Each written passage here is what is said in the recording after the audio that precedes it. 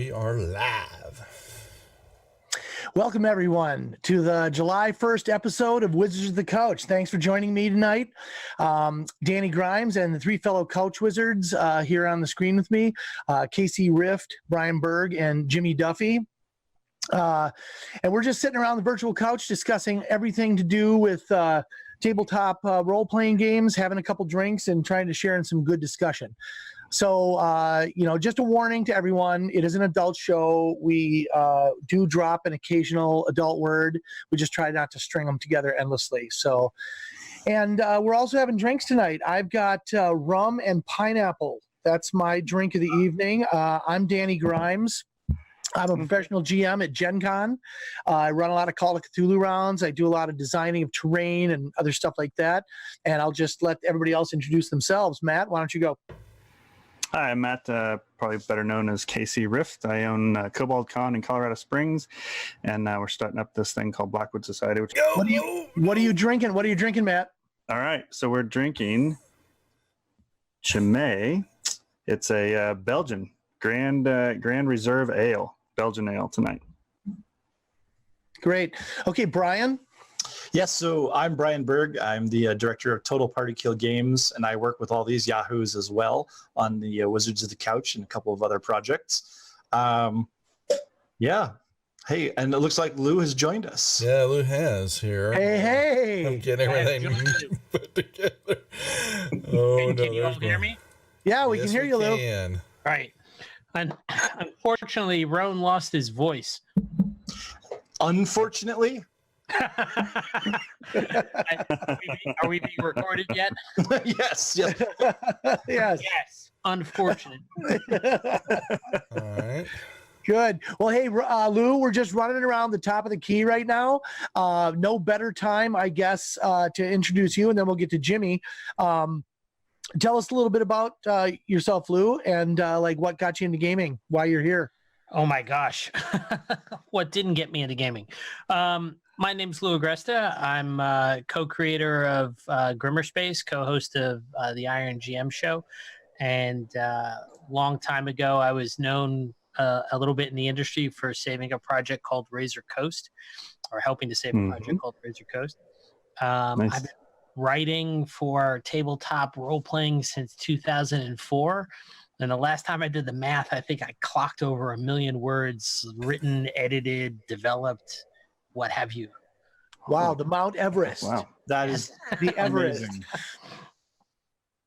You and Greenwood, you and Ed Greenwood should square off. Ed Greenwood and I played True Dungeon together once. Oh my, is that right? It was Ed, Roan, myself, Monty Cook. I forget who else was there. They all just stormed ahead. I hung back.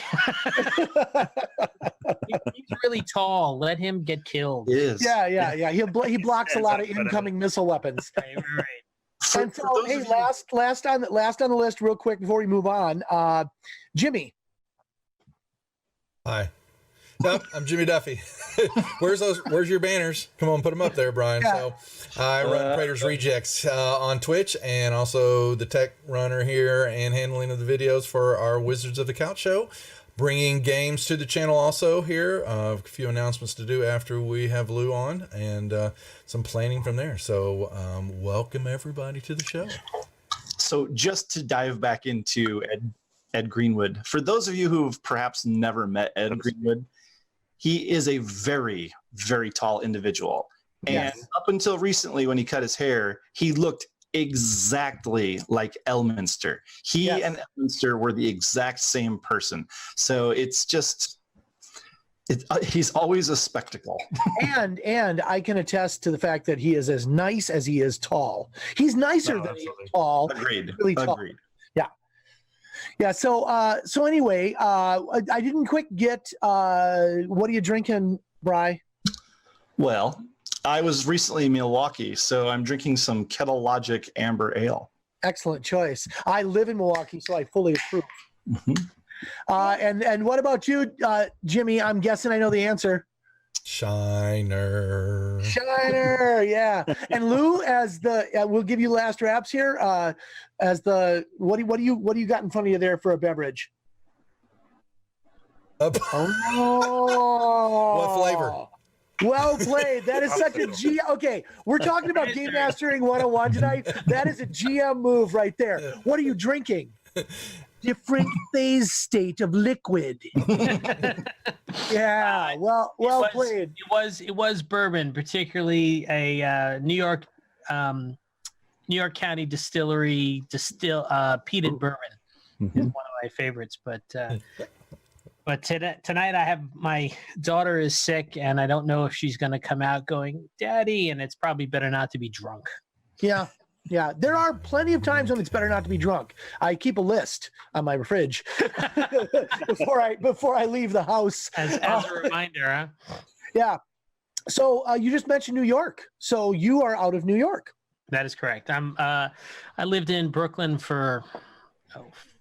and Manhattan for like 14 years, and then in 2005 I moved further upstate. So now I'm in the Hudson Valley.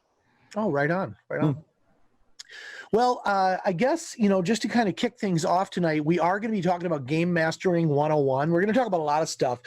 There's a lot of cool new stuff coming out in the run up to Gen Con. We're going to talk a little bit about Lou, the cool shit that Lou is doing, which I can't even grasp all the stuff that is encompassed in Grimmerspace. So I'm going to need you to explain it, because I think it's super cool. And also I want to touch a little bit on our Iron GM as well before we fully jump into just like GM 101. So just before we get started, I'll say that, a lot of the way we develop these topics and come up with these subjects and even figure out who we'd like to have on the show, we're out on forums and we're watching people wrestle with stuff that some of it, when I see it, I think, wow, that's pretty basic. You can find it anywhere. You can use Google. And some of it's pretty subtle stuff, dealing with player types, dealing with the kinds of games you want to run, how to gather players, a lot of things like that. And those are more advanced topics for sure. And I'm hoping we can dig into some of those as we go. Does that sound right? Yeah. Dealing with Jimmy. That's Jimmy. always.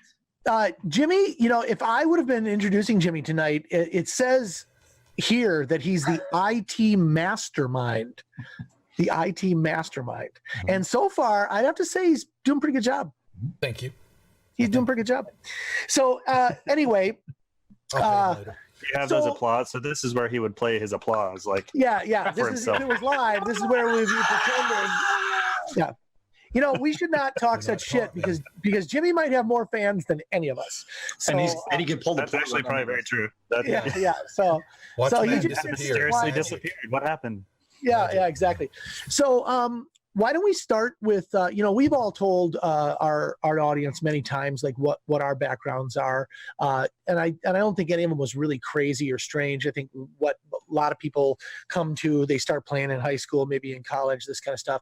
But I'm interested to hear your kind of origin story, Lou, is to like, what was that moment when you realized, I'm a gamer and I'm surrounded by gamers? I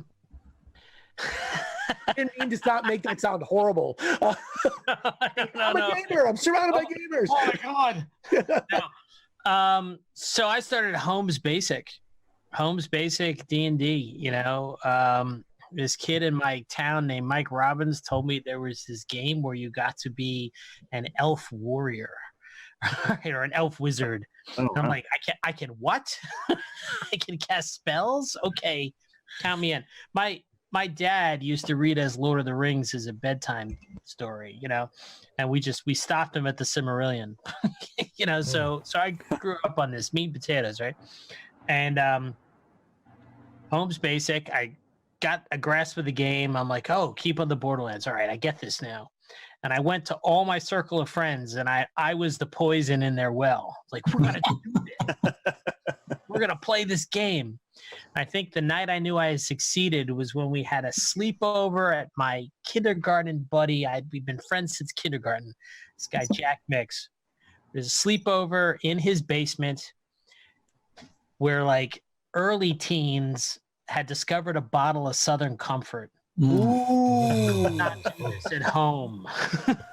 Only one part of that name is correct. Southern.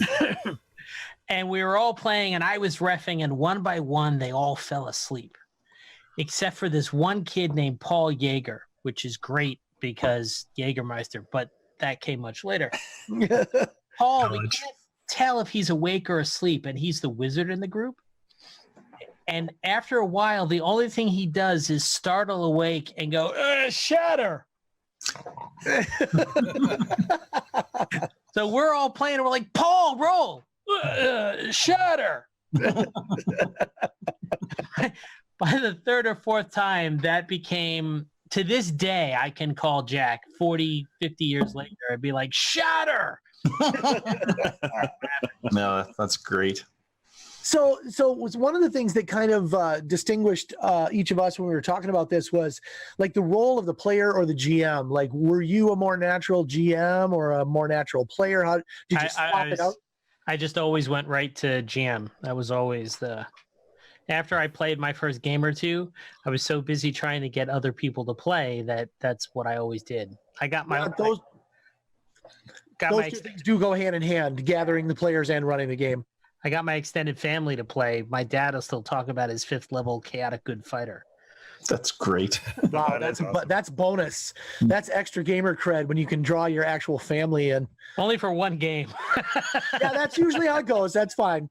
The fact that you can achieve it at all counts for a lot. So it sounds like your formative deal was pretty much like the rest of us. It was just kindred spirits suddenly given a game where it wasn't just a chit or a piece or cards, yes. But it was like a fully fleshed thing, you know. Mm-hmm. Was role playing a big part of that, or was it just like, this is stats and we can do all this cool shit? Oh no, a lot of it was role playing. I think it was being transported into the fantasy scene, into the fantasy world, into the fantasy scenario. Playing, all my friends were into. We all grew up in the Rankin Bass Bilbo Hobbit movie. We all grew up, Oh, God. The cartoon. Down to Goblin Town, right? Ho, ho, my lad. I love that thing back at the time, though. Looking at it now, you're like, why? But I saw it again. I saw it again with my kids. It was awesome. I still love it. I won't lie. I still love it. I love it. I do too. I like the art. I wasn't so sure on the musical choices, but the art was crazy. Agreed. You remember the songs, right? So you remember yeah. One. That's true. That's true. So getting them all to what the heck was the question? He fits right in. He fits right in with the group. Awesome. Yeah. We can move on from whatever that question was, but where it was headed was this. I want you to tell us a little bit about, I only learned about this last year through a mutual friend that we all have, Eric. House Iron GM. He's like, so is the natural like desire to be a GM? Does that lead over the years? Oh, actually, I also ran a tournament at the Massapequa Public Library when I was a kid that had excuse me, I'm having ice pop problems. No comment. Difficult dipping it in the bourbon, isn't it? I know, right? Trying to hit that bourbon glass with it melts remarkably fast when you dip it in alcohol. Or when it's made of vodka.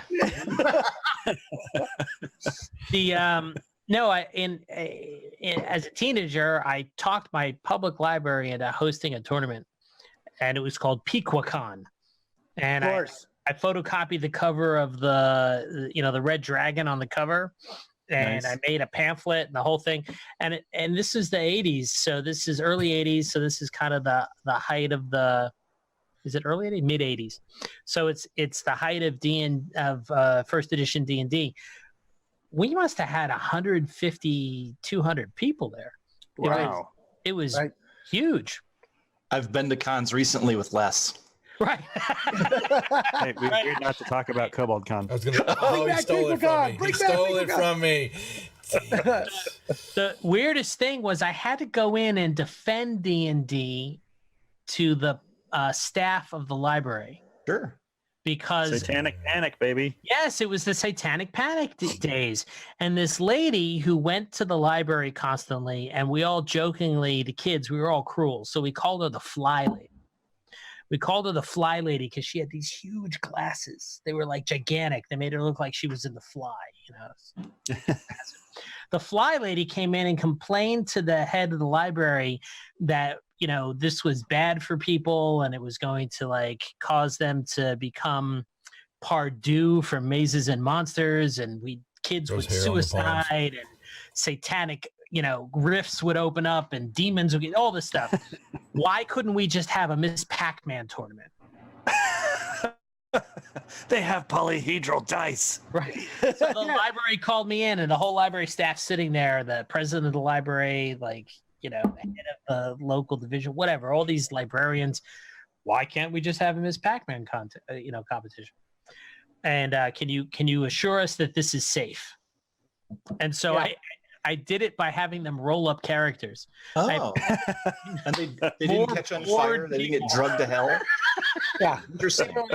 Clearly, they weren't aware of the deeply occult origins of Miss Pac-Man. Right. Like, That would have been funny. It feels a little weird. I'm learning math and reading skills. Right. And I'm socializing. What's going on?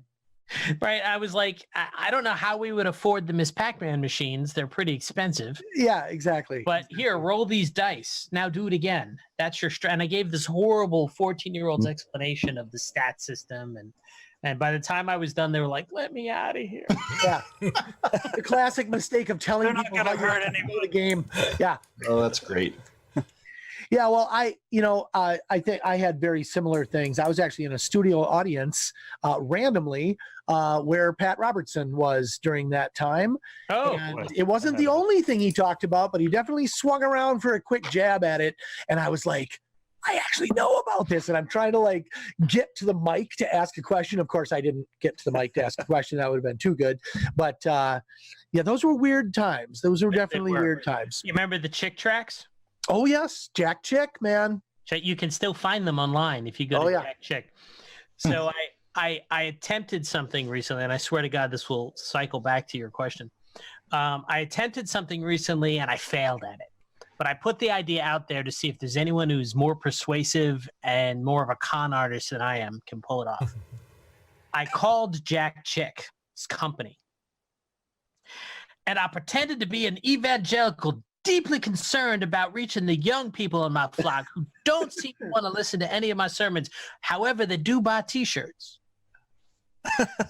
and could I license Dark Dungeons to create T-shirts and other paraphernalia that I could get through to my flock with? And after going tell me this worked. Please tell me. No, it didn't work. No. After going 2 bumps up the ladder and getting like close to who's ever at the top of the hierarchy at Jack Chick tracks for how it's a short ladder. It's a short ladder, Lou. Finally, like the third person I talked to was like, "No, we're not licensing for merchandise at this time." Yeah. Yeah. I think they figured me out.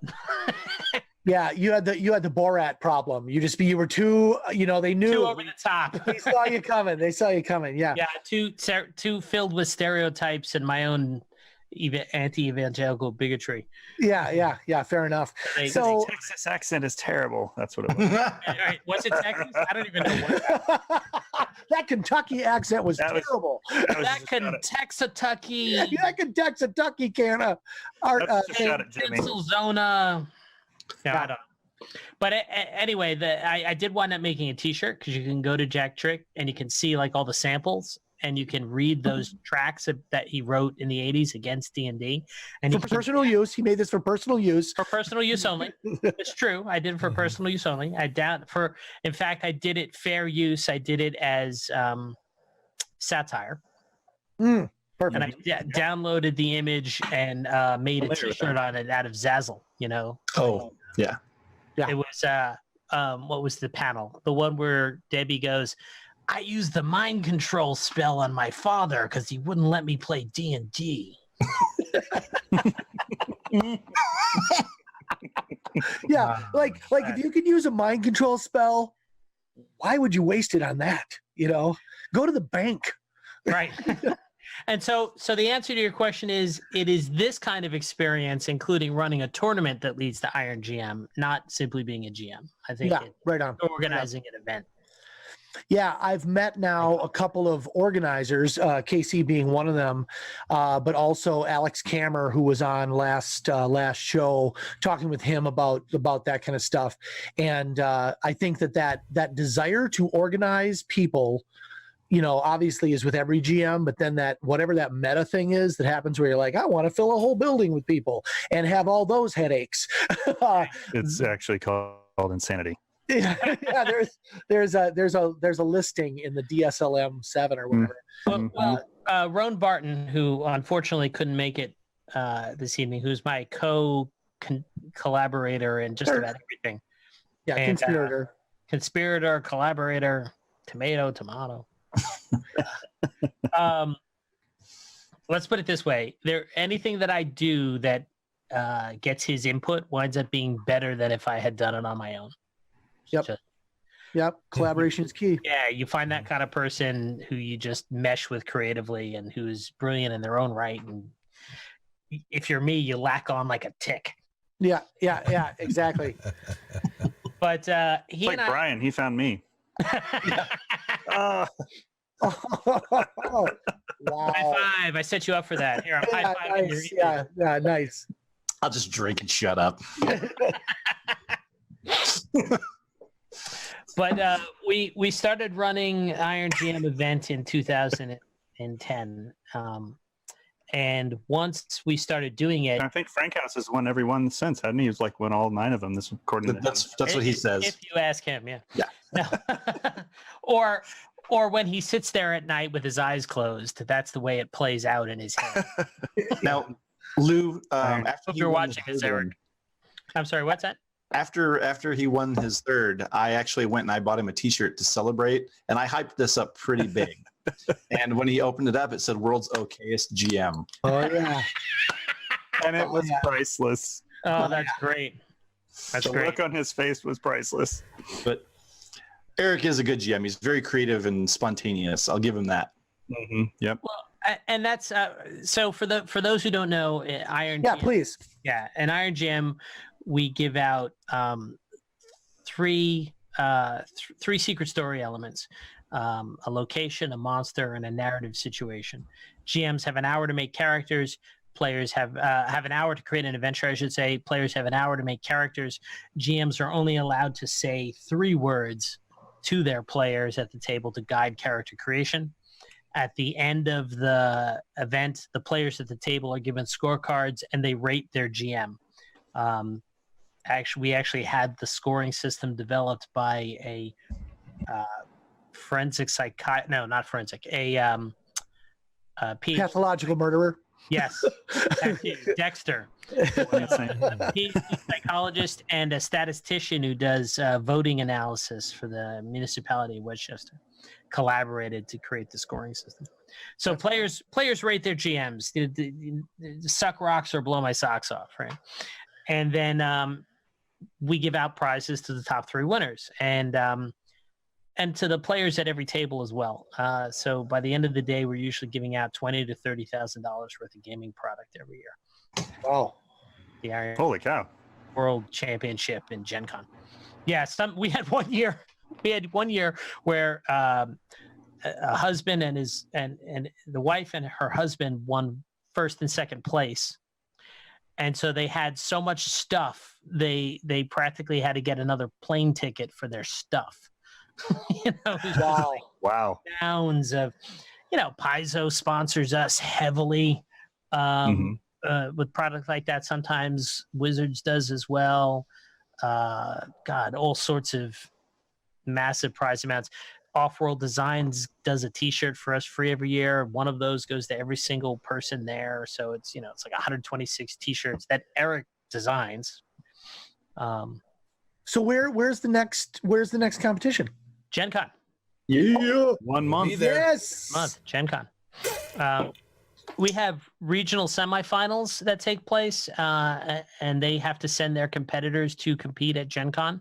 Total Con on the East Coast usually does that, but we've been international. We've been to Canada, we've been to Arizona, we've been to LA, all over the place. Outstanding. What does a convention have to do to get to enter? Like, what is the process? Oh, to be a regional semifinal? Or to provide to the regionals, I suppose. So there's two different categories for a convention. Bribery. Yeah.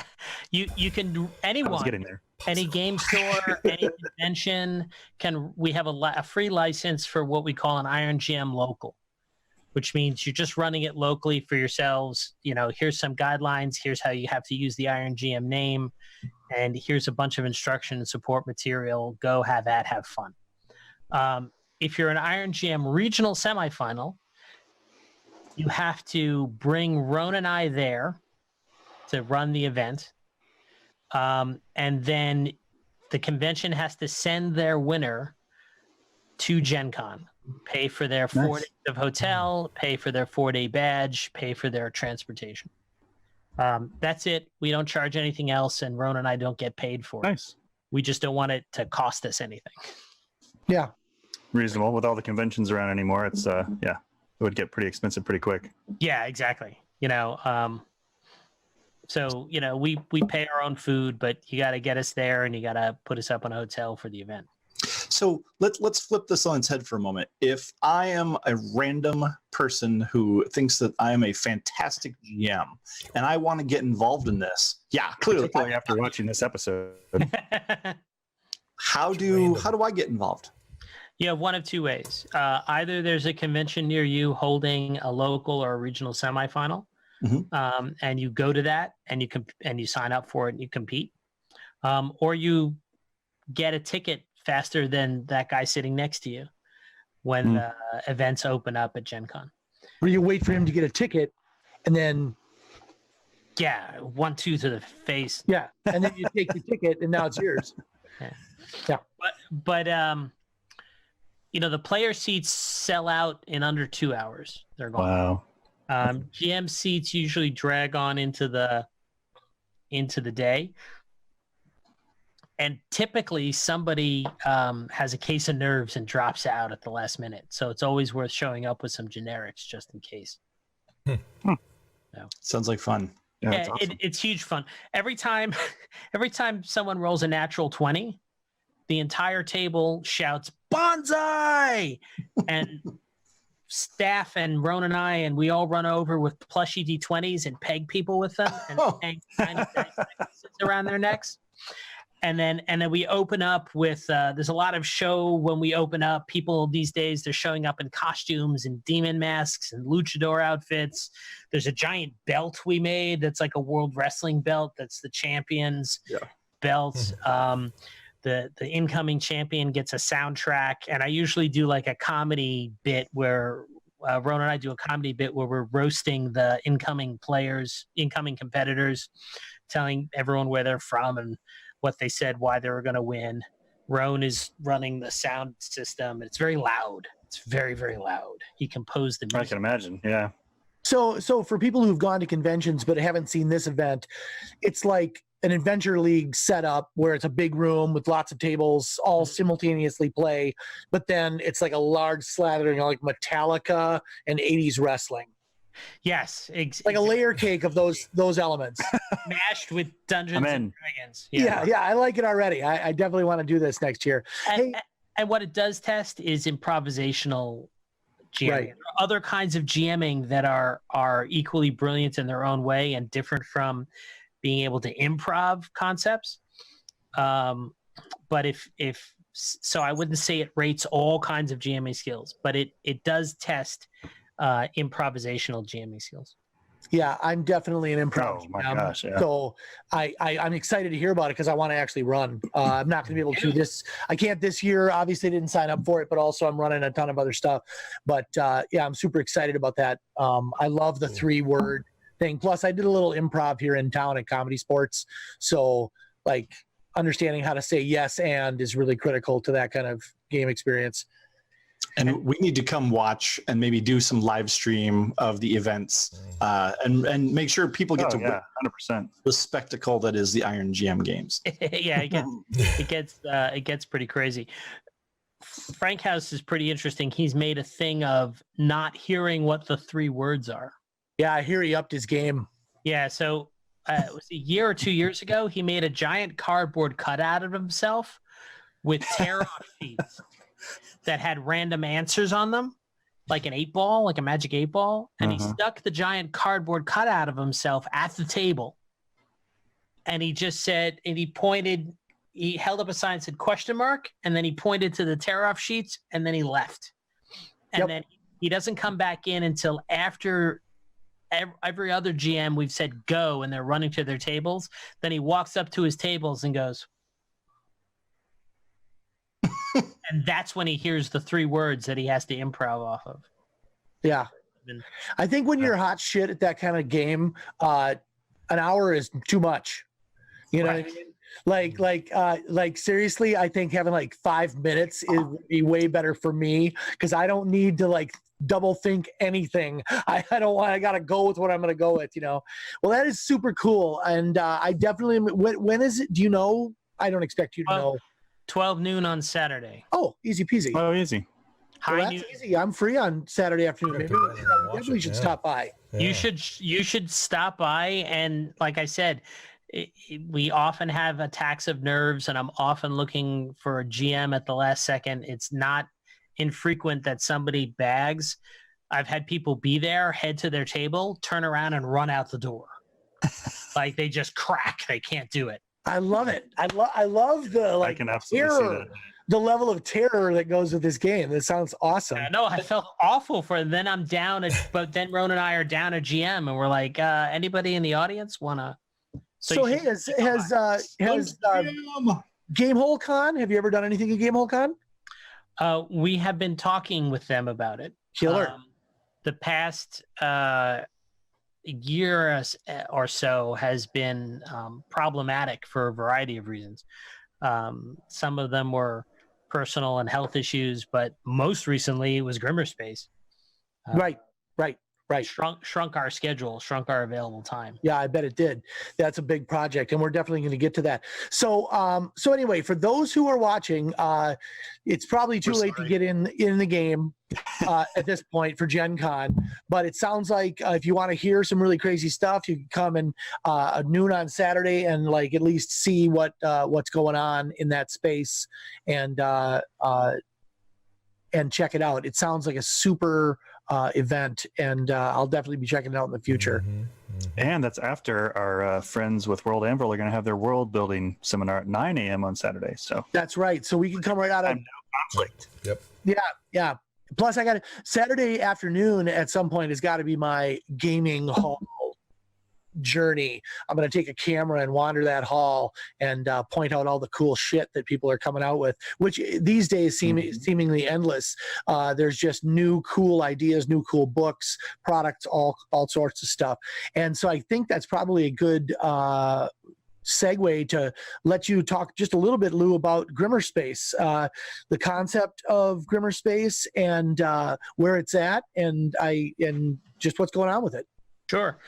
And the only other thing I'll say is, if nothing else, come by for the 12 noon start and watch the crazy intro show. Right. With Ron's custom written soundtrack and the comedy roasting, and that'll give you a sense of the spectacle for sure. So Grimmerspace. We had a question there. Is it theater of the mind style or open, or how do the GMs run it? Just briefly. Is it? Yeah, sure. So we had to pick a default system. And so, believe it or not, going back, we picked 3.5 because everybody either went 4 and then 5, or they went to Paizo. So everyone who plays those two versions of D&D, the common ancestor is 3.5. So you have to show up willing to run that, but generally almost no one ever does. Instead, every GM offers their table. We pick table numbers out of a hat. I make sure the people at the table don't know the GM. Can't be running a game for your buddies who are going to score you. Because Frank House. Right. And then they say, I say, okay, what have you got? What are you offering this table? And people offer any game at all. And if everyone at the table says okay, then you can go do that. Doesn't matter what game. Oh, nice. But if one player says, and then you've either got to offer them something else or default to 3.5. So almost everything runs Pathfinder or 5e, but Frank House ran Blades in the Dark one year. Right. Yeah. People is offer scary, everything from Fudge to, Fate. You name it, you can offer it. Doesn't matter. Savage Cool. World. Some 5e Call of Cthulhu would be right on time. Yeah, I'd show up and offer Dogs in the Vineyard. That's what I'm. Yeah. That's I love it. that's an awesome game. So Grimmerspace. Yeah, Grimmerspace. Grimmerspace, man. So I am proud to say that Ron and I have created the most backed Starfinder Kickstarter ever. More than Starfinder. Highest number of backers. Yeah. So that made us go hee hee. Yeah, for sure. Not like that, Brian. No. So Grimmerspace is a science-only horror setting, or science-only horror galaxy invaded by magic for the very first time. It's bullets versus fireballs. Magic shows up in this science-only horror universe. In particular, there is a space-time tunnel connecting the default Starfinder role-playing game setting. They make me say it that way, or I lose my compatibility. The default Starfinder role-playing game setting connects to a science-only galaxy. And these evil mages called the Sunder Mages come through, and they look around and they go, there's no magic here. We're going to conquer this place. It's going to be easy. And the Grimmers of Grimmerspace, or the Grimmers of the Gliding Rim Galaxy, G-Rim, Grim, or how we get Grimmer, they're busy shooting alien facehugger horrors and other things, and they turn around and they go, just a minute, we'll get to you. How about that? You're going to conquer us? How about this? How about I shoot you in the neck? How about that? And so that is the beating heart of the setting concept. A science-only horror galaxy invaded by magic, which is just another horror as far as the original Grimmers are concerned. We created this. A co-creative developer, Sean Aston, is on the project. Ron's and my brainchild. We've known Sean for a while, and we invited him on. And it's setting and adventures. So the main book, for example, has 14 setting locations. At one point, it only had 7 or 9, and it's been grown from a 128-page book to a 256-page setting and adventure book, half and half. Every setting gets a small adventure in the book. So when you say setting, like how in depth are these settings? Because that's a lot. Extremely, actually. There are 5 primary, what we call polities. Let me back up for a second. You made the mistake of asking an author about his stuff. So now, would you like to hear about my character? This great 18th level druid. I've been playing him since grade school. When he kept falling asleep, and he'd wake up and he goes, "Shatter!" Yeah.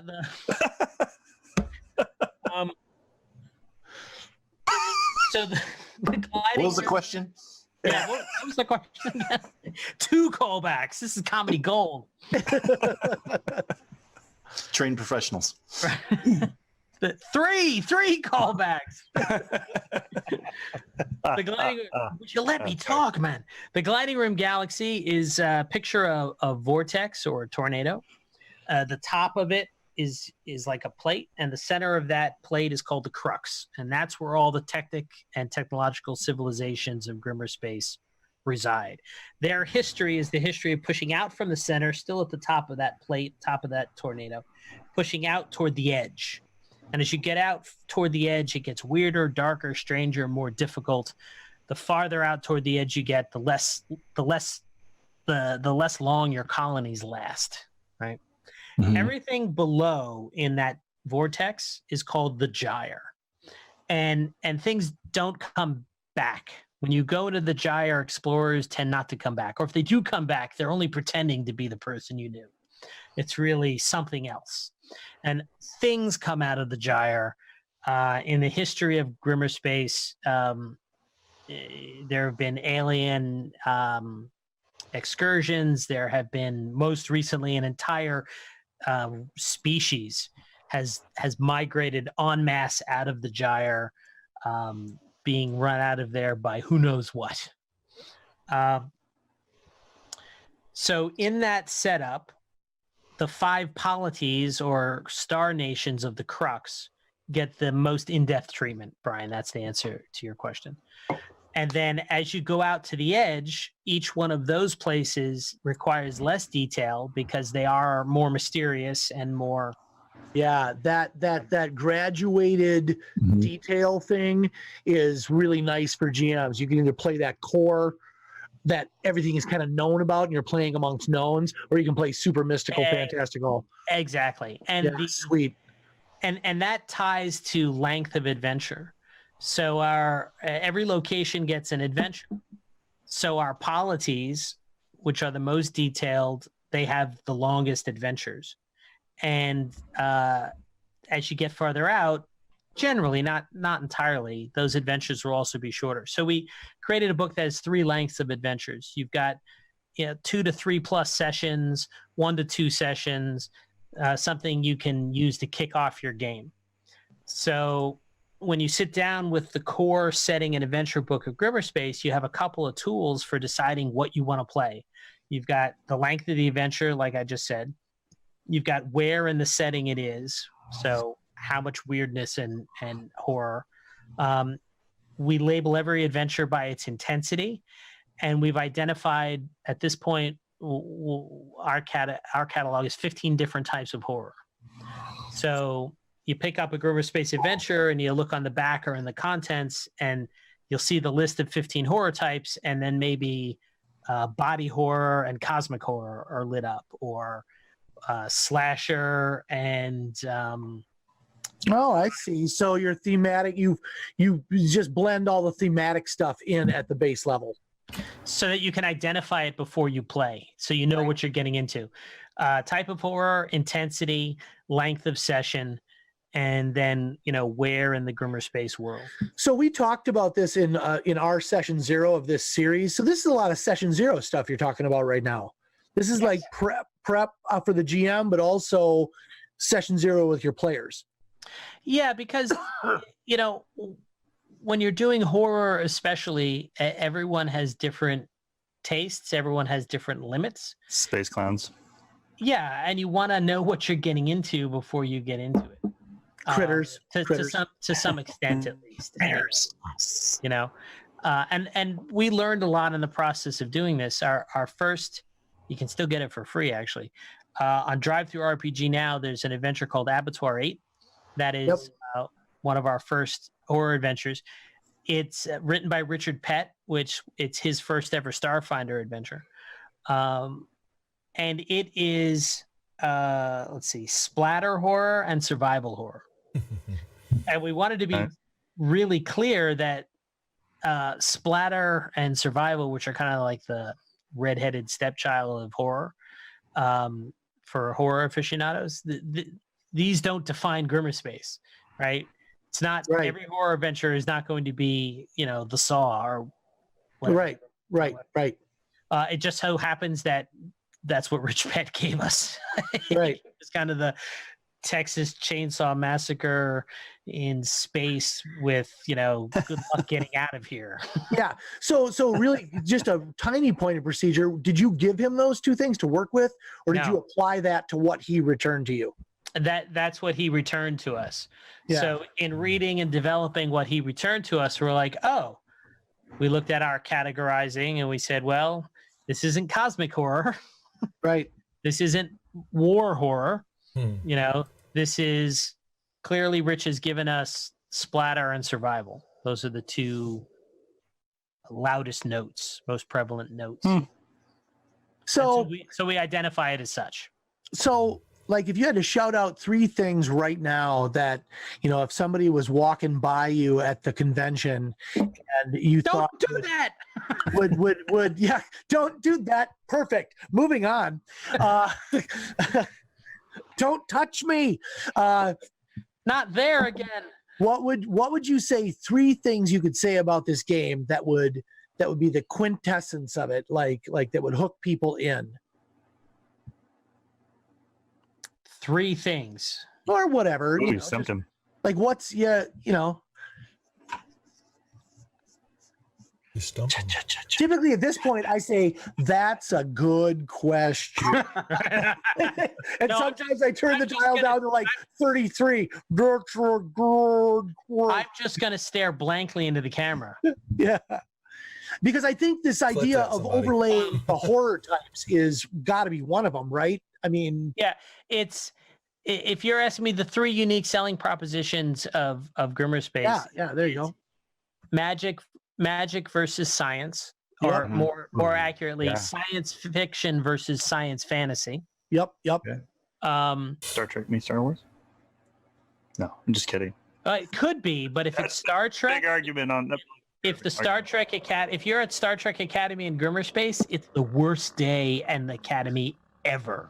The worst day ever. The worst in its history. Like Tribbles showed up and they were also cannibal. Like flesh, Can tribbles. yeah, flesh-eating Tribbles. Tribbles. So Suddenly it's being buried in a pile of them isn't so pleasant. right. So science fiction versus science fantasy.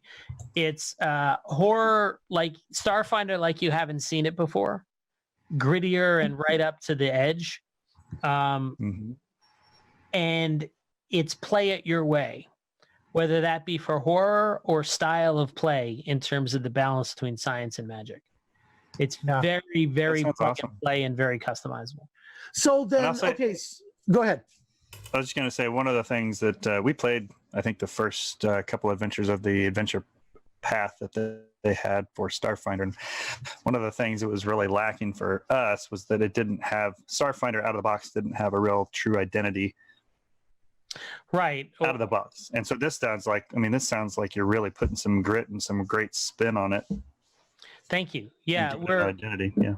that was the idea was to leave a lot of things on the table and introduce a lot of new things so that it did have that's one of the design missions, to have a specific identity that is different from Starfinder default feels to me very Guardians of the Galaxy if I were to make a movie comparison.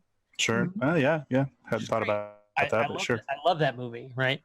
But that's not always what I want to play in my space game, For sure. Right. Yep.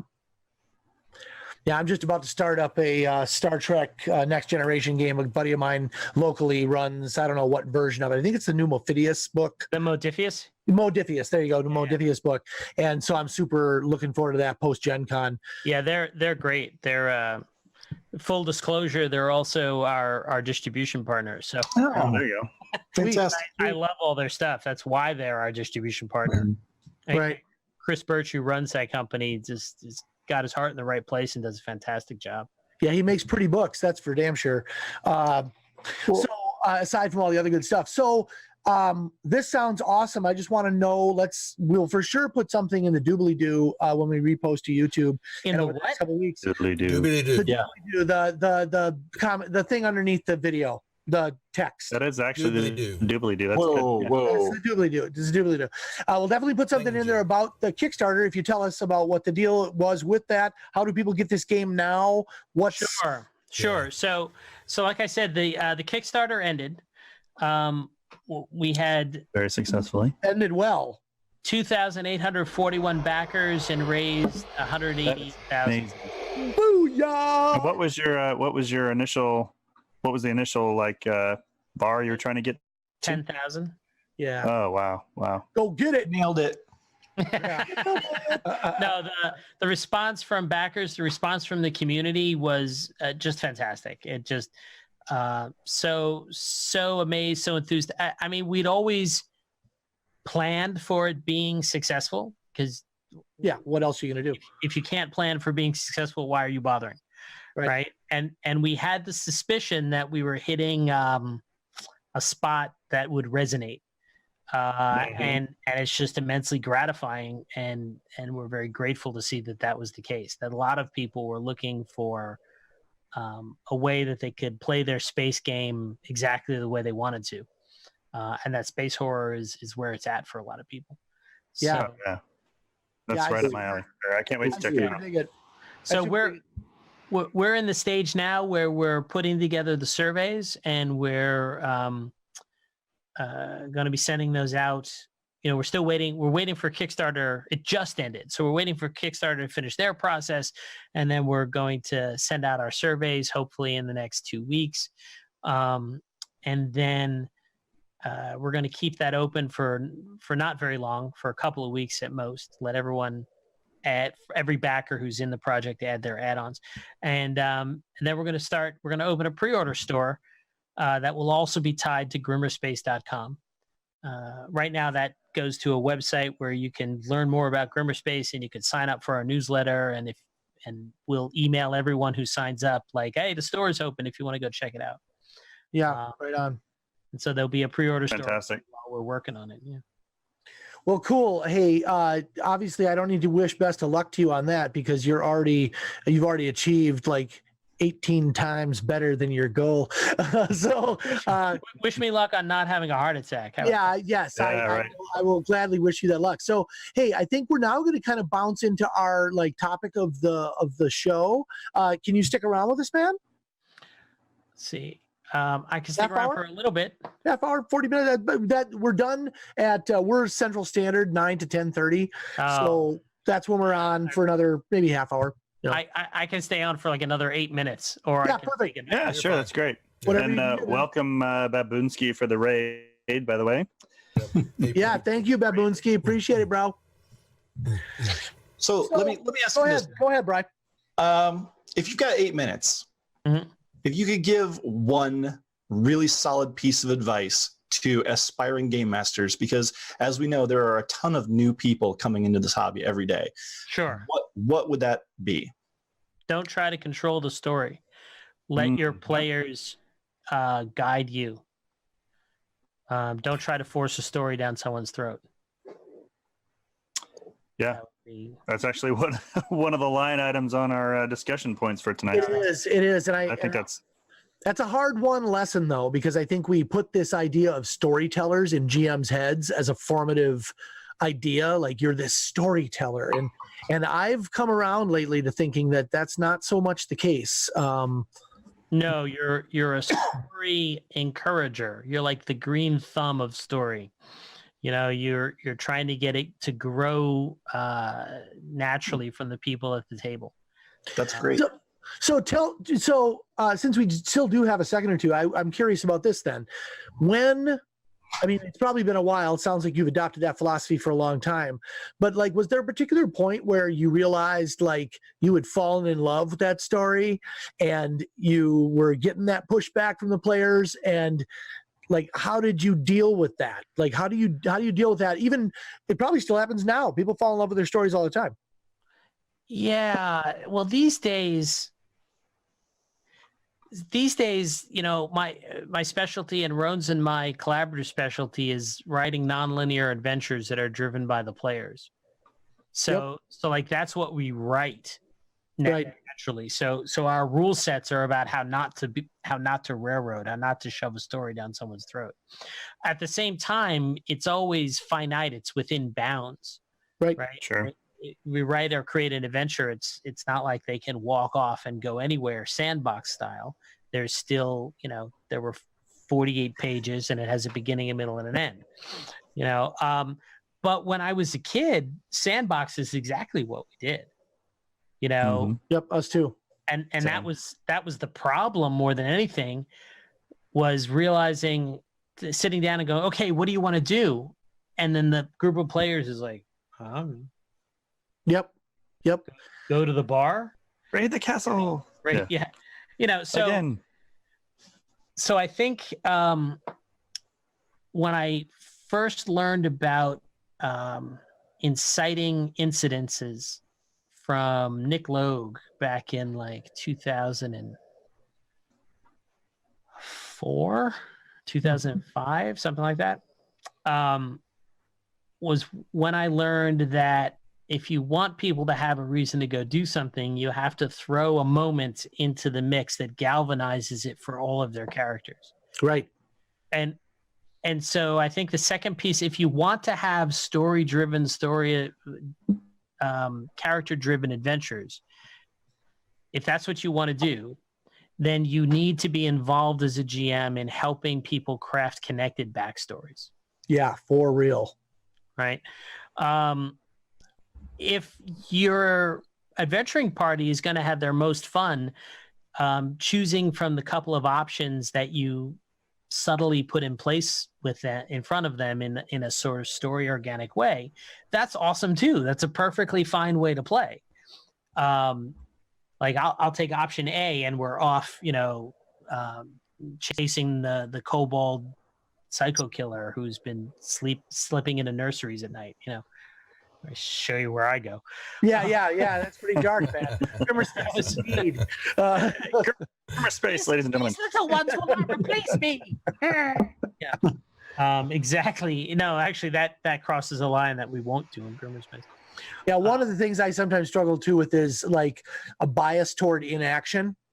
Sometimes people are just coming to like unwind and play, not necessarily be on it, with nitrous oxide. Right. Yeah. So the best lesson I ever got in that was from a guy named John Stravopoulos. I don't know if you guys know him. I don't know. He was significantly involved in games on demand at Gen Con while I was running there.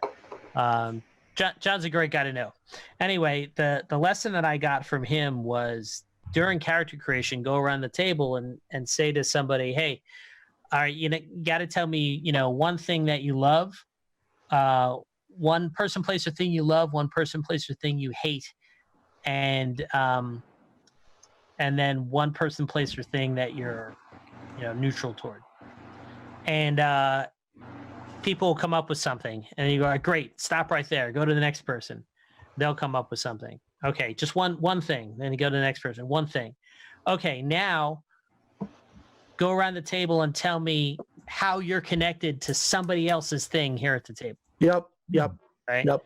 And do that for things we love, and then do that for things we hate, and then do that for things that are just, formative in our lives, but we neither love nor hate.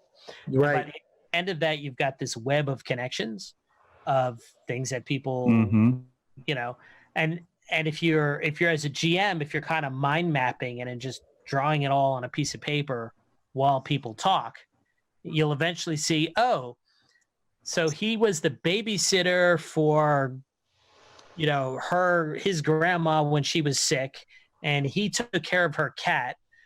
Everyone will just naturally come up with things, and you'll see things on your map that everybody's connected to, right? And it'll really become obvious very quickly. Oh, if I just kill off Grandma Lou, everyone's going to be upset. Right. That's my inciting incident. Right. Right. We did a similar thing because of convention games. You don't have a lot of time to create backstory between people, so you have to write it out pretty in depth. Ahead of time, yeah. And we did a thing a couple of years ago that was secrets only a secret only and a secret somebody else knows about you. Yes, that's also a great type of thing. It wasn't quite as in depth as your map, but the game we were running didn't require quite so much interoperability. But I love to hear these stories about how people are trying to change the way the game experience unfolds, not only for the GM but for the players. A lot of innovation happening, I think. I'm probably over my time, but I don't care anymore. You're free, Lou. We got to let him go. And vodka popsicles finally hit. Yeah, right. What are you talking about?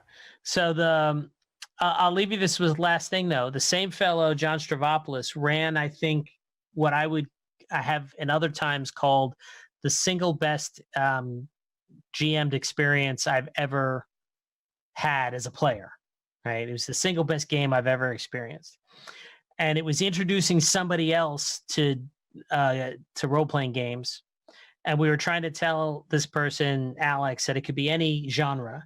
And he said, okay, butterfly effect. I want to play a time travel like game. And of course, John Stavropoulos and I are sitting there with our like demonology book for, Dungeons and Dragons monster manual. I meant, did I say demonology out loud? Jack Chick is going to chase me. And I was right. I'm like, John? And he goes, I'll be right back. And he goes off into a room and he writes a role-playing game. All the rules in an hour. And all the rules fit on one sheet of paper. Genius. Wow. He's brilliant, right? So then he comes back and he says, okay, we're going to play. It's you two are best buddies. And then he played the girl we both secretly had crushes on. And we're walking down the street and we find these like glowing rings. So we don't know what they are. We pick them up and we're still walking and a bus comes out of nowhere and kills her. Right? So that's when we find out these are time travel rings. We can time travel. We get 3 minutes to go back in time and change one thing. So here was genius. We had made one of those mind maps that I told you about, showing all the different connections to people's, I love you. We both know your grandmother. We both had the same babysitter. I hated her. You loved her, whatever. He took the GM screen away and he put the mind map out on the table so we could all see what was normally just a GM tool. And we went back in time and we said, okay, when the bus comes along, we pull her out of the way, save her life. So we do that. And then John would say, okay, but that means the bus got to nearly hit her and pulled over to the side. No, the bus got to where it was going, and because of that, it crashed into somebody else, right? And maybe that someone else was like our mutual friend that was, walking to the. It was all tied together. Yeah, it was all tied together. I can't remember the exact details. But when that happened, he said, okay, now so-and-so is dead because you didn't stop the bus with her death. So then we looked at the mind map and we went, butterfly effect. What happens now? And it was like, oh my God, well, if that person's dead, then this relationship never happened. And then this changes and that person would never know so-and-so. And then you and I never would have met. Who And are you? Time was changed. And now only 2 people were walking down the road when that bus hit. Right? Wow.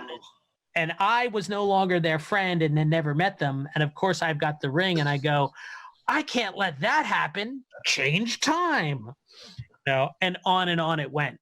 And it was just the recursive loop. Well, that sounds like an awesome. I love ending on stories of people's excellent moments in games because I think that this is what people get into it for, right? They want to have this. Yes. They want to have those moments, even if the rest of what surrounds it's kind of not as great. If you can just have that moment to talk about later. I think that mind-blowing. Yeah. Better Exactly. than any movie, book, television, or anything because you're participating in it. Well, Lou, I didn't know you until we met just here. You are a real gent. I super appreciate you taking the time. My pleasure. My pleasure. I've been spying on you through your camera for a long time. Okay, and then you've seen what I'm wearing down on the lower area.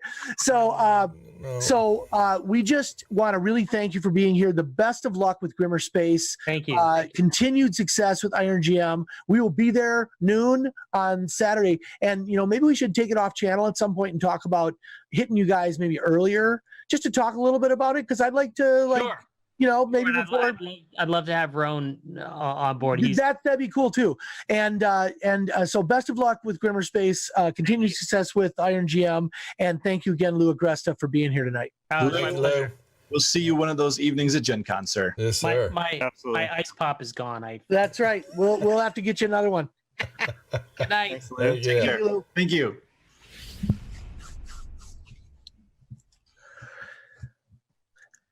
So Fireball effect. Yeah. You like that? yeah, how about that story about the mind map? That is crazy. Isn't that good? That's beautiful. Yeah, if you could get that, if you get that involved with every game, that would be fantastic. Just where the player, you have a mind map already laid out, and then you let the players not screw with it, but affect it, maybe even unknowingly, and you can change the outcome.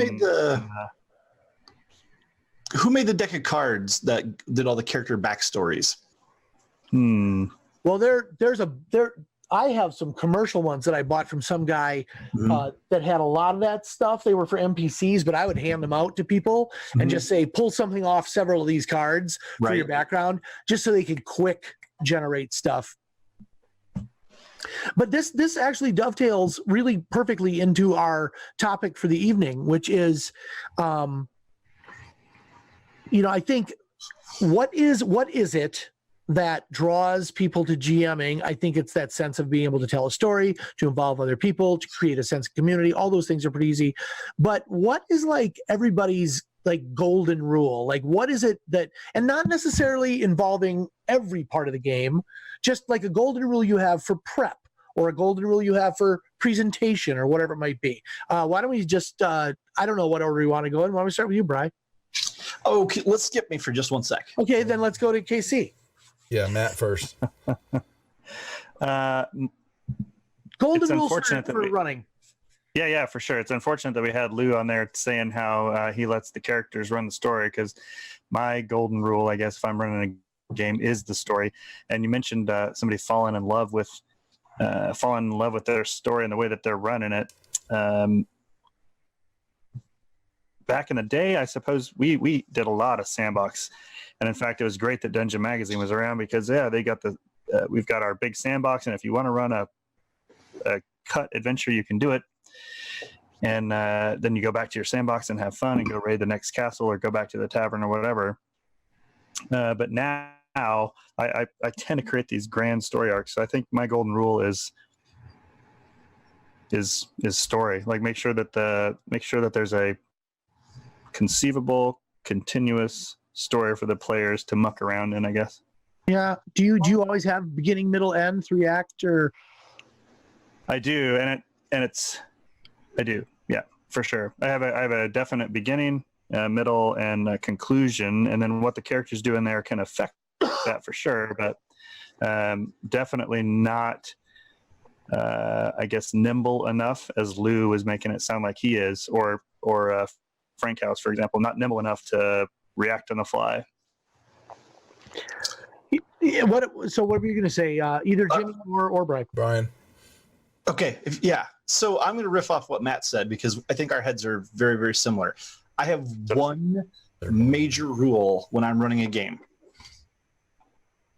Story is greater than rules, okay? Mhm. Every time. Oh, yeah. Just because the rules say one thing, if it contradicts the story, the rules are wrong. Yep. Yeah, and I'd say if I can real quick, I think that's one of the biggest questions that we will always find on social media is new GMs struggling with that. They're like, hey, my character or my players did this and it totally derailed my campaign. Well, story is greater than rules. Yeah, you just got to get quicker at laying down rails. Yep. Essentially. What about you, Jimmy? It's just for me. It's just about having fun. So it always has been. I want to make sure the characters are enjoying the game, and then I am then too. So, and if they're So would you say engaging- that means, like, if you detected, let's say, two of the players, you can just tell they're disengaging from it. Do you try to assess that, like, just based on what's going on and make kill 'em. adjustments? So Just kill them. Just Well, kill 'em. that's making an adjustment. That's reducing It's your an player count by 2. Well, look what I I've would rolled. say, Look what I've rolled. It says -2 players. yeah, so that's right. No, I mean it's recently I haven't truly worried about it, but I think in the beginning, when I was getting started doing online and trying to understand the medium and the interaction, because it's difficult there when you're just chatting over a mic here and headphones, you could tell there's a disengagement, and so you got to punt quickly. But I had a couple and there's, I don't know if I still have them on the YouTube channel, we're butted heads, and it was, if you're not enjoying it, then if I'm failing, I need to know. But if what you could tell was they were trying to take the story and they're molded to them and they wanted to go off rails with it. And so it was, appreciate you playing, but it's not gelling here. And Right. I think that affected the other players. And I was more cognizant. I wanted them to enjoy it. If I had the bad apple, okay, well, we missed out here. Thanks for playing. I mean, Right. So It seems to me too, like those adjustments for the players happen in game. Sometimes you try to steer it back. The GM is not allowed that latitude. You're there. You've made a commitment. If there's even one person left at the player table, you can't just get up and ditch it. So, you can make adjustments between sessions, but sometimes those adjustments that players need to make have to happen a little more immediately, I guess. No, and as you definitely have grown with learning the channel and demon on the channel, you can hear it. You can understand it when their tempo, their rising of their voices. There's, you can know when you're on track. And then there's sometimes where you got a night and everybody's just off. And oh yeah, for sure, for sure. It, so get the show done. So. That's why for grown-ups, you drink while you play. So if the playing doesn't work out, you can just go back to drinking. Yep. What a great answer. I think those are all really interesting answers. And I think especially in Jimmy's case, being online, primarily, that's what he's known for. I know he runs games at conventions and stuff too, but mostly here.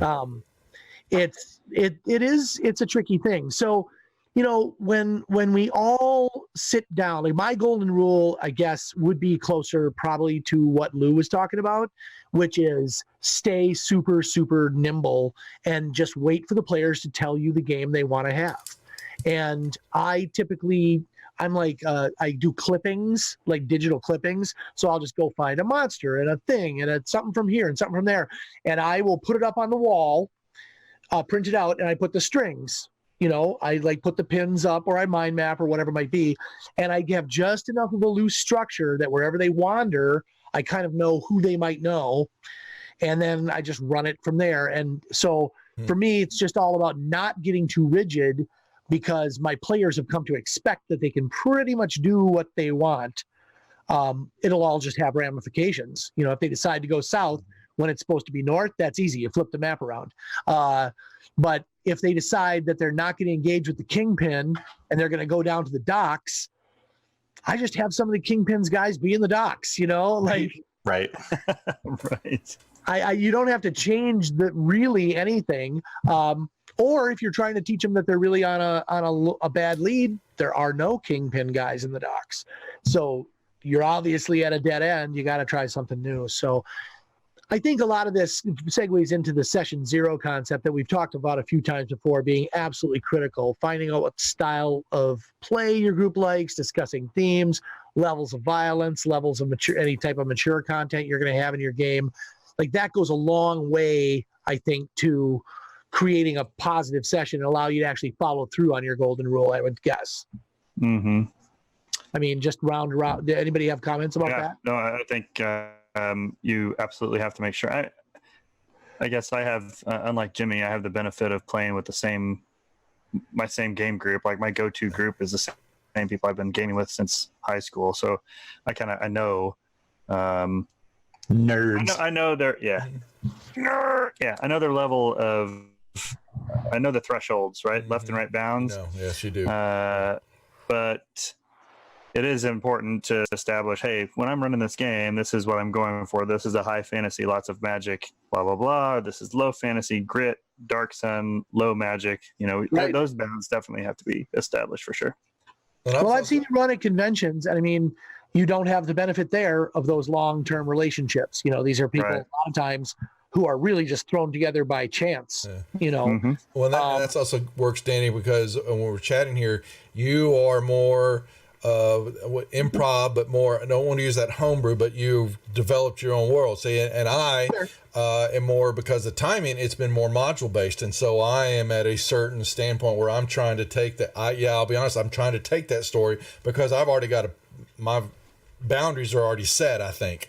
And most of the time the players know that. But there will be a few times where they want to put their foot or their toe over that line, and you get yourself back over here. Yeah. So two things. One, I think so. The golden rule for this hobby might be that everything you're hearing here is all valid. Mm-hmm. These are all equally valid if you have the right players, if you have the right intent, if you have, there's a lot of things that go to it, predicate to it, but really, the way Jimmy runs like a written adventure is It's terrible. I mean, wait, no, what? yes. Well, he's usually really, really, really, really drunk. But aside from that, like that What? is the way As a player, that is the way this game was played by probably half of the people that played it for the last 40 years. So, and it's certainly running it. The reason these books were written this way and people keep buying them is because that's the way people ran. So I think all these things are right. And I'm curious as to like, what is the thing that throws a story-based game off the rails? Like, what is that moment? Because things like I go the wrong direction, you can whip the map around. What are those moments when you're like, shit, like, now I'm told, like they kill the king in the first scene or something like that. Is it that drastic? they burned down the tavern. They take that out you an had- NPC they need to find something from. So now I have Yes. to figure out how to put that clue back somewhere. So They're now not this gonna is the make it. gritty stuff. So Yeah. you, Jimmy. So okay, I just killed the bartender Yeah. who knew everybody in town and knew all their dirt. What do you do now? What do you do? Someone else gets that knowledge then, or they find it written somewhere. The clue will be there. You can find that answer, but you kept have a to do journal. that improv. What is he saying? I talked right over him. I said the illiterate barkeep kept a journal. Yeah. So Yeah. we got to speak in quotes. I'll drop that somewhere. Okay. Yeah. Well, so what about everybody else? Like Brian, when you're running a game, how do you know it's going off the rails? Oh, there are moments because no matter what, I don't know. Maybe this is again probably just my style, but I like to be the secret railroader. I like to give the players choices and make them think that they are, of their own volition. But then ultimately, I'm seeding those things with foreshadowing and things so that they do what I want. It's railroading, but it's their choice to be railroaded, right? And when that goes off the rails and suddenly it diverts in a way that I wasn't planning on, or in a horrific way, like the burning down the inn thing, there's a reason I referenced that. One time I had some bandits living in the walls of this tavern, and they had secret doors, everything, blah, blah, blah. Players figure it out. They burn down the entire tavern to stop the, like murder hobos do. Seems perfectly logical to me. And I'm like, where do I go from here? So I had to very quickly on my feet, just be like, okay, so the bandits, obviously they weren't all killed. Their real hideout was in a cave somewhere. Maybe there's a tunnel, blah, blah, blah. And you just murdered a whole bunch of innocent people. Right. Do you buy time by having the cops show up? I don't remember. Yeah. You know what I mean? Like that's another thing you can do. You murder a bunch of people in an arson. You can do that. Does it matter if the players fuck you over or the dice do? What about that time when you? I don't ever let the dice screw me over. Agreed. Do you roll them in the open? No. Who rolls them in the open? So maybe Jimmy does. Rolls? I don't know why 75% of the time I do. Yeah, me too. And like story wise, that kind of thing, I probably roll behind the tables and it doesn't really matter, right? But often when it's just in combat, I totally roll right in front of the players and I'm vicious. I started. Go ahead. I started rolling in front of the players because I was so wicked with the dice rolls. Now, conversely, when I'm the player, I'm dead. I just cannot roll to save my life. Doesn't matter. Ask Stephen Redley McFarland at the Pathfinder 1 playtest at Gary Con. Oh, my Lord. I just cannot roll as a player. Yeah, I'm in the same boat. I just was fortunate enough to have people continuously throw money at me to keep me re-rolling. But yeah, I agree. And I should backpedal a little bit on what I said. I will definitely roll in combat. I suppose that's a big difference. I'll roll to hits all day long, but if it's something important or if I want to add a level of mystery to like, hey, why the heck is he rolling right now? I'll roll it behind the screen or conceal the roll or whatever. I'm not going to let it derail the story just because the NPC rolled a 1 on his search perception test or something. But yeah, combat, I agree. I'll roll that out in the open. So this leads to this is this is like a rabbit hole question here, because now this leads to, what if your player hears you, any one of you say, hey, if you kill the NPC, I'll just make sure that the information is with the witch. Or if sometimes I roll secretly, and when it fucks me over, I just ignore that die roll. Is this what people mean about, like, when they say whether it's a game or a narrative exercise? Or because if it's a game, it should all count. These rules are here for a reason. If you failed, then that's on you to eat that failure. What do you got? Stories greater than rules. Yeah, of course. Okay. Yeah, fair enough.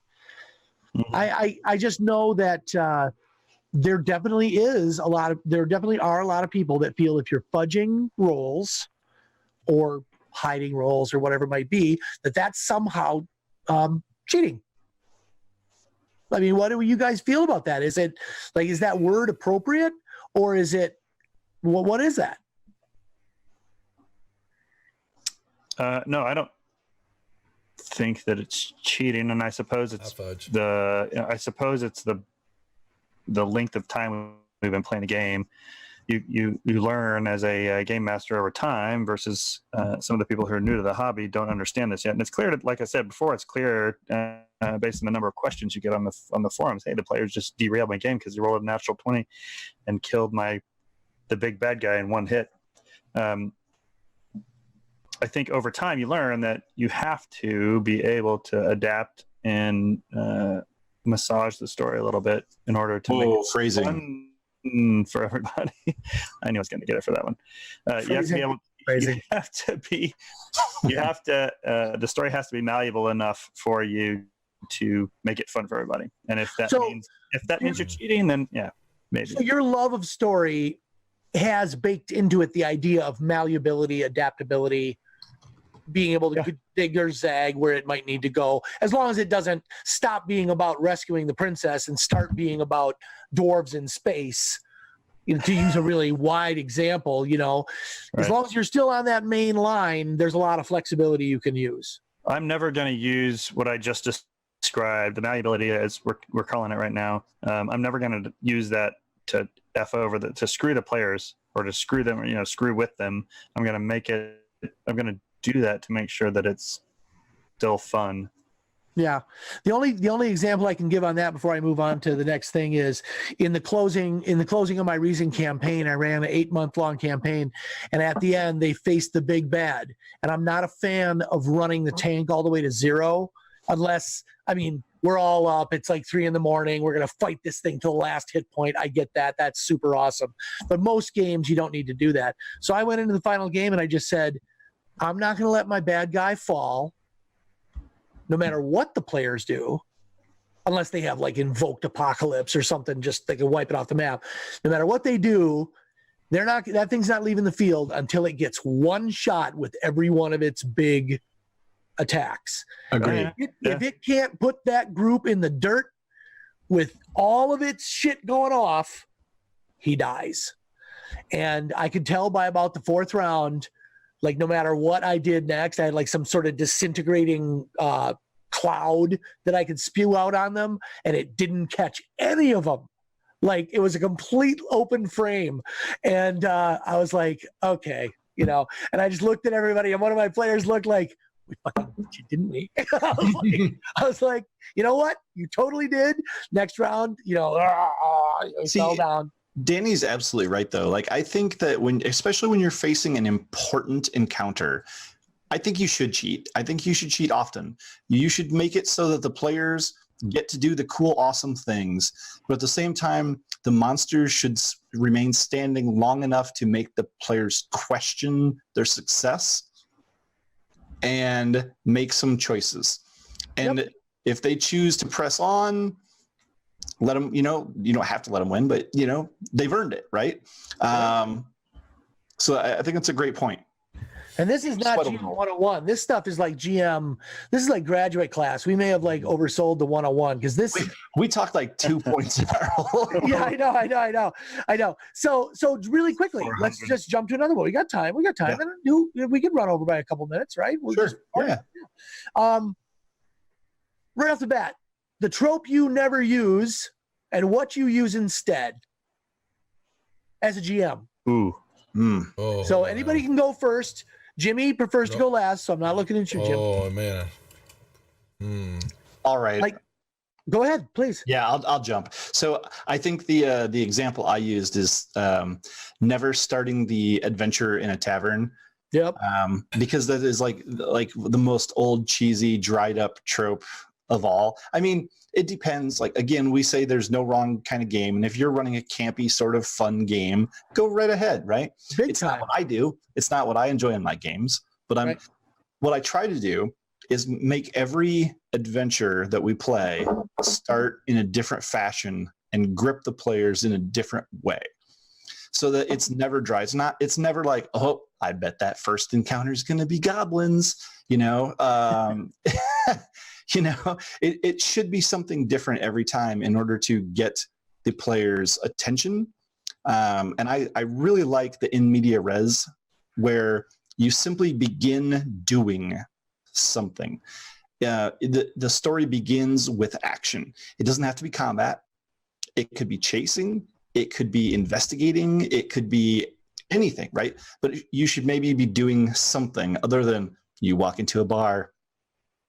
What do? The players don't know. You're not really telling them any story. So give them the clues, get them into the action, and put your the foot down on the pedal a little bit from the get-go. Okay, right on. And it would seem to me too that the purpose of the inn, right, just like in real life, is to mingle and get to know people. But if you've taken the time in session 0 to create some backstories between people, absolutely, completely obviates the need for that function. Right. What about the rest of you guys? What about you, Jim? I am trying to think of work recently. Wow, he uses all the tropes. He uses them all. No, yeah, I don't have. There's no out of things out of bound for me. What do you me. mean? Don't use the tavern. That's bullshit. So yeah. Taverns like rule, that. dude. Taverns rule. Bastard. It'll flip. Next, that's a great question, Danny. Let me think about that a moment. We'll come back to you. What about you, Casey? Yeah, so I don't have one in particular that I don't use. I would say that I try and put a spin on it if I'm going to use something that is as generic as the tavern or the Rogues Guild. The Thieves Guild is acting up again. If I feel like it's necessary to go there, then I'm going to put some sort of spin on it. Mm-hmm. Maybe the tavern's a mimic. That might be a bit extreme, but something like that. That's great. That's great. The tavern is a mimic who is the Thieves Guild master. Maybe something along those lines. But I don't have that many that I won't go to. I try. I think I would probably avoid going to starting in a tavern where the elf wizard comes up and says they need a hand clearing out their tower, something like that. Yeah, I tend to rely heavily, just personally, on the backstories and the secrets that people have from each other and all that. We do a lot of that, and we've done that for a long time. It's like on people's character sheets in all my games. But I would say, like, my trope is I don't use anything just for the sake of using it. Like, I wouldn't use the tavern, not because taverns aren't cool or that you can't use it, but if it didn't make sense for the game, I wouldn't do it just to do it. So a lot of times, like a theme, if I have a theme of love, like there's the prince and the princess of two nations, then that game is definitely going to start on a bridge, because I want people from the giddy up to know, hey, this is tied to what's going on here. And in my world, if it's going to start at a tavern or a bridge, you better believe that shit's exploding or something, like that in media race you were talking about. Like, if it starts in an inn, you know it's not just going to be like, what do you guys want to do? And we're going to all have beers. Like, rats are going to come out of the walls, and this weird apparition is going to show up at the top of the stairs. So I don't think those are necessarily tropes unless you make them into Lord of the Rings bar scene, Right. But there's a ranger sitting in the corner, and tropes are tropes for a reason, though, because they work. Right. Yeah, just like cliches. That's true. Like cliches. Yep. They have proven over time to be useful. I guess, and for new players, they don't know any better. I mean, hate to tell you all the noobs out there, but like all my noob moves could keep most people happy for years of gameplay. But now I play with I play with people of your caliber who've done a lot of it. They've seen all that stuff, and I just don't feel like subjecting them to more of it is usually very interesting for them. And honestly, I think that is, if I can, that's a whole session in and of itself, is that you have this influx of players who have not had that experience. We feel like they're tropes because we use them over, right, them over and over right, and over. for 30 years. Yeah. And people that are new to the game, I mean, meeting in a tavern to help the elf, meeting that ranger to save, to rescue him from his tower, clear out his tower or whatever. I mean, that's pretty dope. Yeah, like agreed. Yep. Mm-hmm. And I gotta say, sometimes I like games where I don't have to think that much. I like a game where we're going to go to the tavern, then we're going to go to the guild, and then because I can just like relax. I don't have to like play my brains out. So do we have got a question? Do we have a fan question out there that we wanted to ask? I think we did. Yeah, Ginger Spice or Die had one from earlier. Yeah. I was scroll. Why don't someone else take that? I'm not watching chat right now. She can repost. I'm trying to wrangle you hooligans. Well, I thought I was reposting it here. Is this not copying it? There we go. Boom.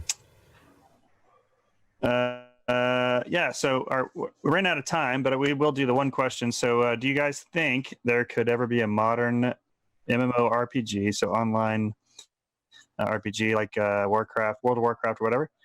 Mm-hmm. They can have the depth and feel of tabletop games and have it in an RPG type aspect. And then she follows up with, in today's age where most MMORPGs are theme parks compared to that player interaction. So is there a vision in the future where you can see MMORPGs matching the fun of tabletop RPG? Dan. Yes, without question. But it begs a lot of questions, like how much AI are you going to put in? Are there going to be live GMs involved? Because I can imagine a game where half the players join to play or two-thirds or three-quarters join to play and a quarter join to run. And and Neverwinter Nights had this mode, right? Where you could have expanded that to an MMORPG.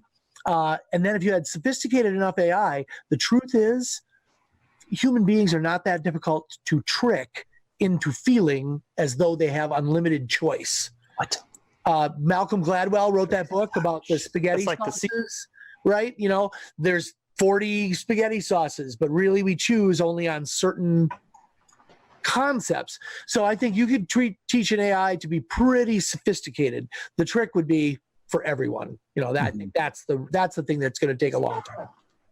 It would be amazing. Yeah, I think, if I can, real quick, I think I agree with everything you said. Only to add that, to expand on what you said about some of the people being the game masters. I think if the moment that you have an MMO where game masters, a real life person, is an arbiter in the game, I think you'll expand the feel of an MMO exponentially. Brian, what do you think? Yeah, so I was just immediately thinking of Westworld. Have we all seen Westworld? Oh yeah, yes. yeah. Yes. Yeah. So imagine where AIs are every NPC, and you can walk into a world and interact with it and make waves and a splash, and those ripples continue to have effect. I think that role-playing games are superior to video games because I do too. This is that social interaction. Yep. And that's my number one reason why I play them.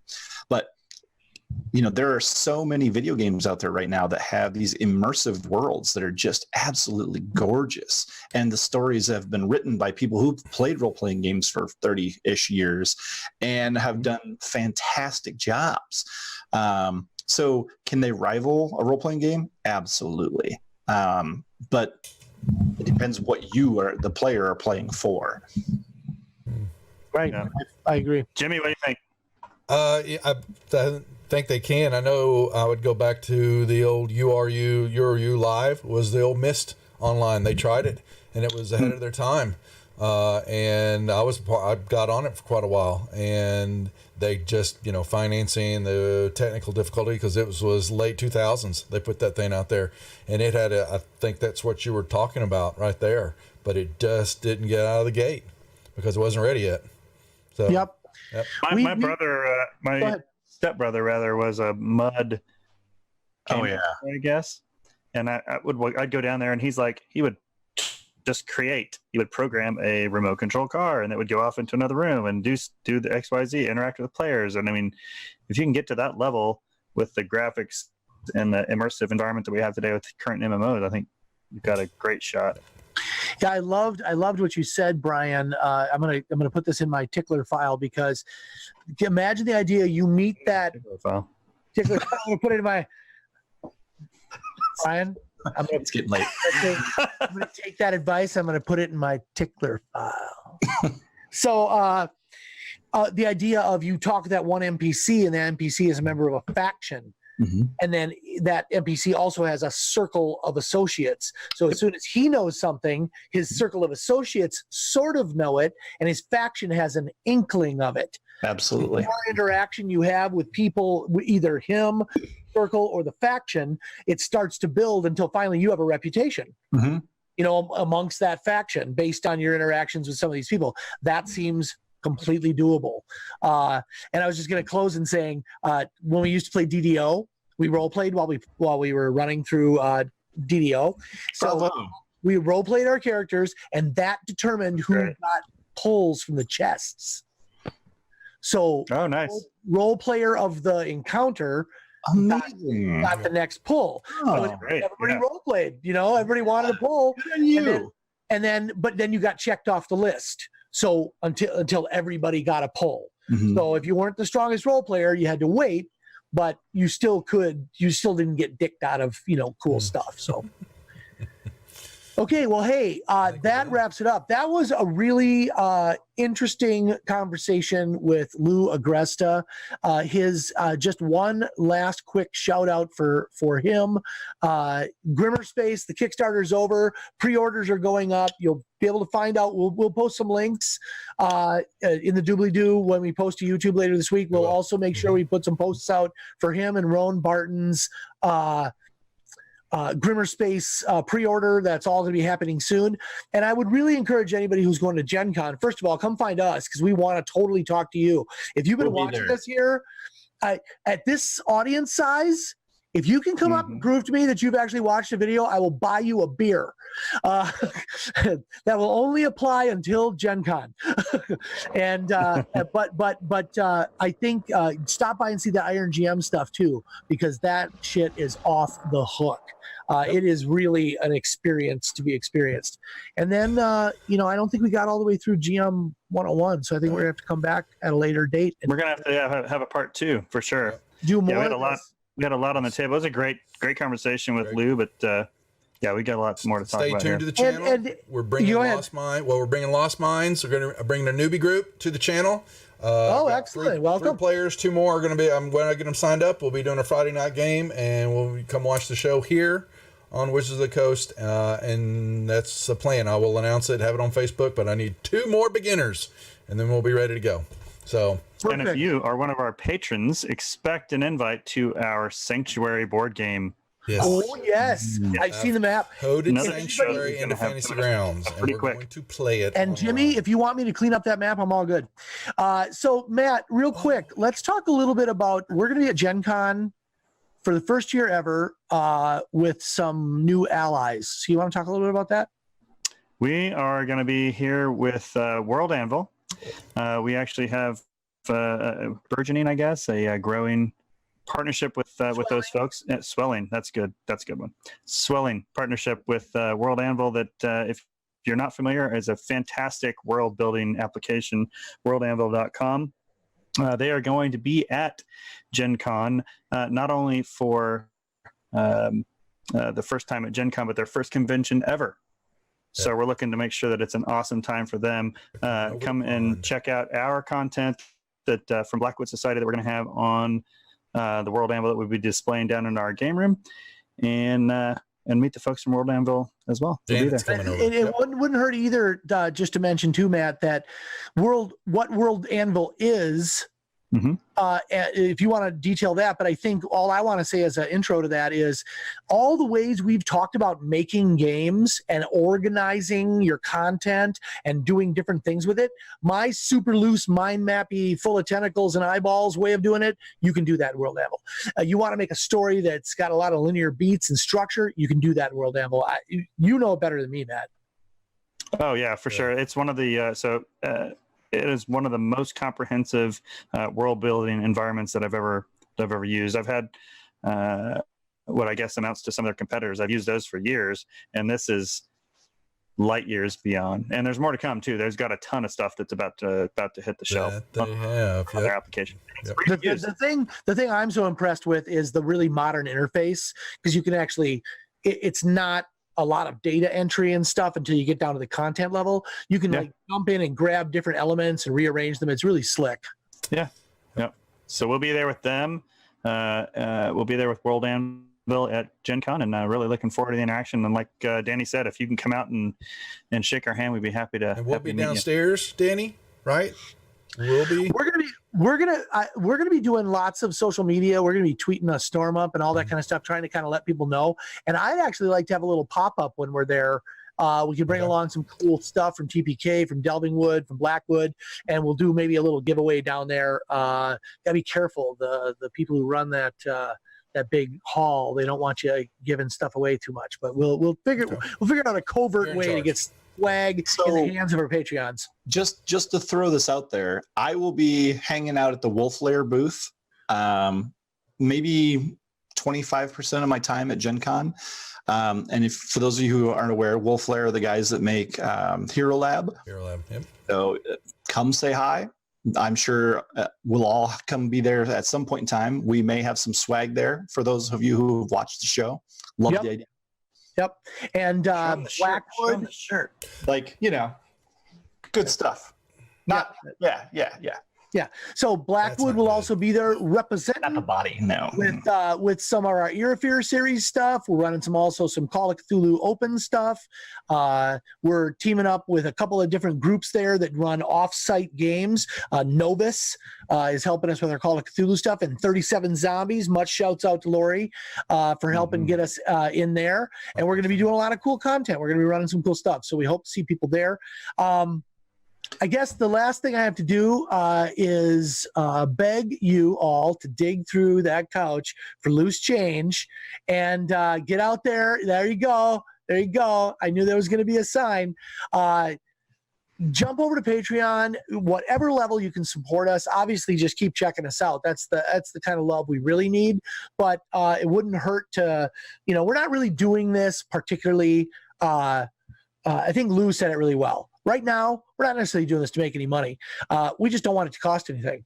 So, that's the first step we got to be in. And like he also said, we believe this is going to succeed, not only as a channel, but as content and ideas. We want this to be a factory where we listen to you people out there and find out what you dig, what you don't, and make stuff that you dig.